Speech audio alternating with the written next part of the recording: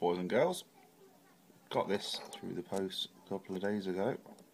It's a pretty sweet looking thing, master lock. The keys are pretty cool as well. I found it's got a bypass on it. Put wrench in as normal. Standard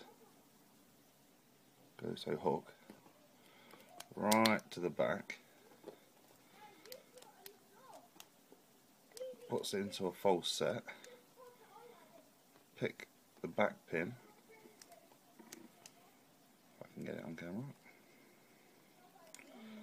it's a bit hard, there we go, and we're open.